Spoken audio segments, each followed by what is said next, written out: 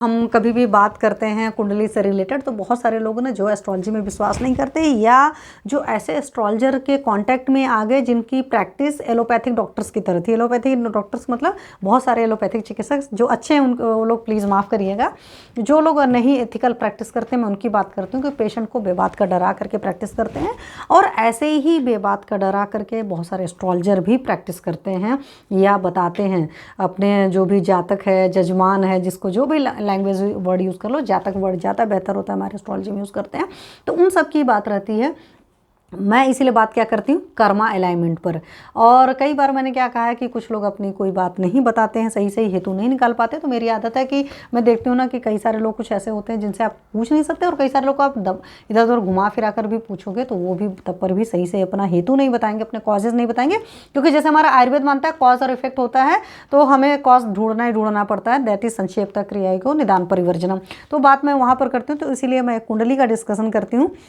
ये कुंडली जो है 10 नंबर का लग्न है, मतलब मकर लग्न की कुंडली है। इस मकर लग्न की कुंडली में सेकंड हाउस में ही सन और वेनस है। 11 नंबर की राशि में सन गया है, ये बात समझ लीजिए। मतलब शनि और सूर्य की मित्रता नहीं है, तो वहाँ पर सन जब जाएगा पक्का सी बात है अनकंफर्टेबल सा फील करेगा। तो जो जातक का परिवार भी होगा वहाँ पर आत्मा में थोड़ी सी उसको प्रॉब्लम रहेगी, खास करके परिवार के साथ ये चीज़ हो सकता है, या परिवार उसको ट्रबल देगा, वो ये परिवार के साथ ट्रबल देगा, फिर वो नवमांस कुंडली की बात आ जाती है। और ये चूँकि 1978 की कुंडली है, मैं क्यों बात करूंगी, क्योंकि इसकी लग्न कुंडली इतनी फलित नहीं हो रही थी जितना नवमांस कुंडली से निकल रहा था। आज से 45-46 साल पहले, 47 साल पहले जिन लोग का जन्म हुआ है, उनके जन्म की जो टाइमिंग है उसमें 5-10 मिनट के, कई बार आधे घंटे का भी डिफरेंस रहता है। ये आप लोग सारे लोग समझते हो। तो वहीं से मैं बात कर रही हूँ। तो इनकी सेकंड हाउस में वेनस और सन है, और वेनस और सन है तो ऑब्वियस सी बात, एक चीज़ और बता दूँ, किसी की भी कुंडली में कहीं भी किसी भी हाउस में वेनस और सन का कॉम्बो होता है तो ऐसे सारे लोग को डे टाइम में क्वार्टस कभी नहीं करना चाहिए। इस बात का पूरा ख्याल रखें, ठीक है। थर्ड हाउस में इनका 12 नंबर की राशि में, मतलब जुपिटर जी की मीन राशि में केतु जी की है। राशि वाइज मैं सोचूं तो केतु की प्लेसिंग अच्छी है, अदरवाइज मैं ऐसे सोचूं तो केतु जी की प्लेसिंग अच्छी नहीं है, क्योंकि उपचय भाव जो हमारे हैं 3rd 6th 10th 11th उन सारे में राहु की प्लेसिंग या जो दुष्ट ग्रह होते हैं, पापक ग्रह होते हैं, उनकी प्लेसिंग अच्छी बोली जाती है। फिर इसी कुंडली में 6th हाउस में जुपिटर और मार्स की प्लेसिंग है। तो 3rd हाउस 6th हाउस में 3rd नंबर की राशि यानी कि हमारे बुध जी की राशि में है, तो बुध जी की भी जुपिटर से बहुत अच्छी नहीं बनती है। मार्स की वहाँ प्लेसिंग है, मार्स की भी, मरकरी और मार्स की भी आपस में दुश्मनी चलती है, ऐसे सोचेंगे। हालांकि हाउस के हिसाब से मैं सोचूंगी तो 6th हाउस के मार्स जी बेटर होते हैं। 7th हाउस में इनका 4 नंबर की कर्क राशि पड़ रही है, और वहाँ पर हमारे मून जी की प्लेसिंग है। तो मून जी की ऐसे राशि वाइज तो सही है, बट हाउस वाइज उतनी अच्छी प्लेसिंग नहीं है, ये भी मैं आपको बता दूं। तो शुक्र का तो थोड़ा सा रिलेशनशिप वाइज थोड़ी बहुत प्रॉब्लम आती है। और 8th हाउस में इनका सन की राशि में, लियो में, मतलब सिंह राशि में शनि जी फ्लैट है। ये इनकी पूरी लग्न कुंडली थी, और इनकी जो मेन क्वेरी थी वो हेल्थ को लेकर के थी। अब इनका नवमांस मैंने जब बनाया तो नवमांस भी इनका 10 नंबर का ही बना था, बस ग्रहों की पोषण बदल गए थे। मतलब मकर लग्न की कुंडली थी, और मकर लग्न की लग्न कुंडली के अलावा मकर लग्न का ही नवमांस भी था।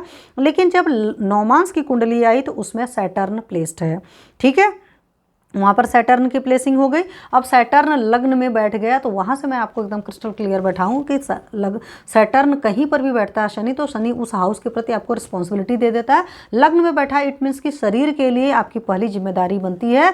और शनि का मतलब क्या होता है, टाइम के पंचुअल रहिए, समय से उठिए जागिए। सन के भी आता है, और सन चूँकि वृद्ध ग्रह, सैटर्न जी हमारे वृद्ध ग्रह है ना, तो बड़ा रूल रेगुलेशन डिसिप्लिन पसंद करते हैं। तो आपको उस हाउस के प्रति अपना कर्म करना पड़ेगा, मीन्स अपने शरीर का ख्याल रखना पड़ेगा। नहीं रखेंगे तो प्रॉब्लम दे जाएगा।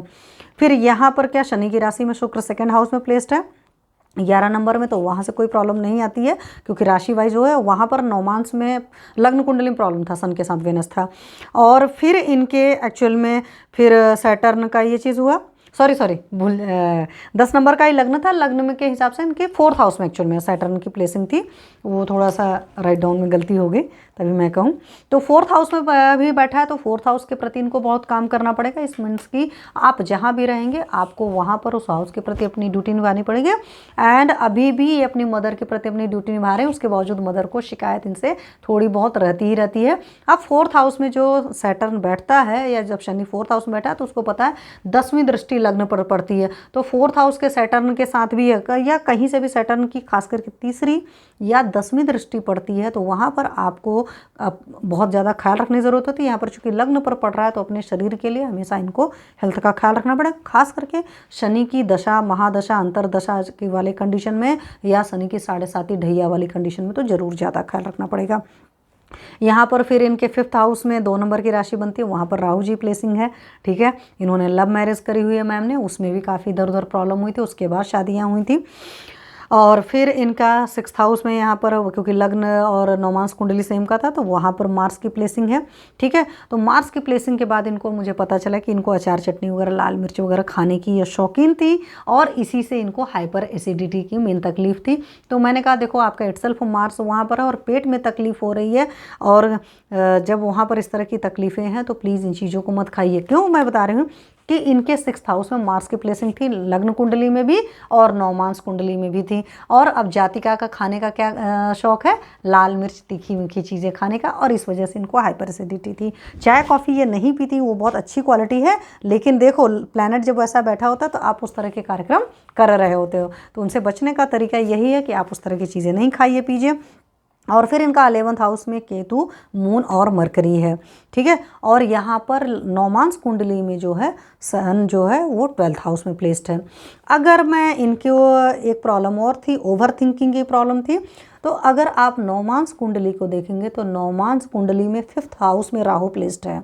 ठीक है, और 5th हाउस क्या करता है, आपके चित्त को रिप्रेजेंट करता है। जब राहु जी वहाँ बैठ गए तो राहु जी के अच्छे एट्रीब्यूट में तो सही सोच होती है, लेकिन जब राहु जी खराब हो देते हैं तो आपकी सोच के साथ ही तो मेन तकलीफ देते हैं। तो इसीलिए जातिका को ओवर थिंकिंग की तकलीफ थी। ठीक है, क्योंकि राहु की वहाँ प्लेसिंग है और जब चित्त में राहु घुस गया तब आप समझ सकते हैं कि राहु जी हमारे क्या करते हैं। ठीक है, और हेल्थ वाइज और हाइपर एसिडिटी क्वेरी थी तो मैंने बता दिया हाइपर एसिडिटी क्योंकि लग्न और नौमांस दोनों कुंडली में मार्स की वहाँ पर प्लेसिंग है। अब वहाँ पर लग्न कुंडली में जुपिटर की प्लेसिंग है। आपको पता है कि जुपिटर किसी की भी 6th हाउस में प्लेस्ड होता है तो ऐसे सारे लोग को बोला जाता है उबला खाना खाना चाहिए, बट मेजॉरिटी ऐसे लोग जो होते हैं जिनके 6th हाउस में जुपिटर प्लेस्ड होता है और सारे लोग बहुत ख़राब खाते हैं। ख़राब खाने मतलब बहुत मिर्ची मसाला खाने के शौकीन होते हैं, बड़े वेजिटेरियन रहेंगे लेकिन उनकी जीभ बहुत बड़ी रहती है। उन मेजॉरिटी लोग के साथ होता है। कुछ ही लोग जो समझदार होते हैं या समझ जाते हैं कि हाँ मुझे ये सब सारी चीज़ें खाने पीने से तकलीफ हो रही है, जुपिटर 6th हाउस में रहता छोड़ देते हैं। इनके साथ में क्या था, सोने का सुहागा ऑफर था, मतलब जुपिटर की इटसेल्फ प्लेसिंग थी। और सबसे बड़ी बात है कि जुपिटर की भी बुध के साथ बहुत अच्छा नहीं बनता है और मार्स मरकरी की तो इटसेल्फ है ही दुश्मनी। तो दोनों मतलब अगर मित्र राशि में होते तो तब पर भी थोड़ा ठीक होता है। तो हाउस वाइज भी प्लेसिंग ठीक नहीं है, राशि वाइज भी प्लेसिंग ठीक नहीं है, लग्न और नौमांस दोनों को सपोर्ट कर रहा है। सो जातिका को the chart is of a female, तो जातिका को हाइपर एसिडिटी की तकलीफ है। फिर उसके अलावा क्या हुआ है इनके साथ में, और जुपिटर जी की भी प्रॉब्लम मैंने बता दी और साथ में सैटर्न की दृष्टि भी है वहाँ पर, इस वजह से भी तकलीफ है।